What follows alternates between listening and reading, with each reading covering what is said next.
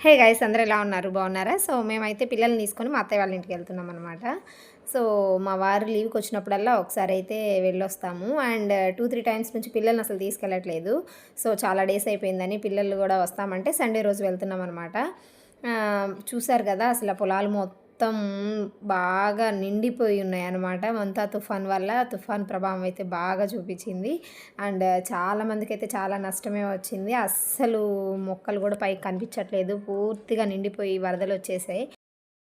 And మేమైతే సగం దూరం బస్సులో వచ్చామన్నమాట. ఇంకా అక్కడి నుంచి బస్ ఫెసిలిటీ ఉండదు. ఆటోస్ ఉంటాయి. ఆటో గురించి తెలిసిందే గదా! ఫుల్‌గా నిండిపోవాలి. 15 మందిని ఎక్కించి కుక్కిన తర్వాతే బయలుదేరుతాయి. సో, అందుకని అక్కడి నుంచి బైక్ మీద వచ్చేసామన్నమాట. అండ్ మా పిల్లలు వస్తున్నారు కదా! మా మామయ్య వాళ్ళు ముందు రోజే అడిగారు, ఏం స్పెషల్ చేయమంటారంటే వాళ్ళు పాల తాలికలు అడిగారనమాట. అందుకని వెళ్ళేసరికి పాల తాలికలు అయితే ప్రిపేర్ చేసి ఉంచారు.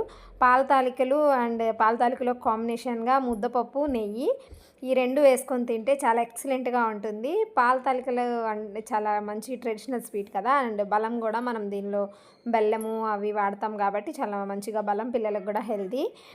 సో, మా వారికి చిన్నప్పుడు బాగా అలవాటనమాట. వాళ్ళు ఎక్కువగా తినేవాళ్ళు. అండ్ అలాగే మా పిల్లలు ఒకసారి తిన్నారు. అప్పటినుంచి వాళ్ళకి గూడా ఫేవరెట్ అయిపోయింది. సో, ఎప్పుడు మా మామయ్య వాళ్ళు ఏం కావాలని అడిగినా పాల తాలిక స్వీటే అడుగుతారనమాట.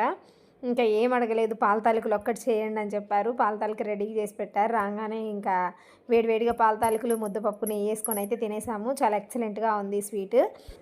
అండ్ కొంతసేపు ఆగిన తర్వాత లంచ్ చేసాము.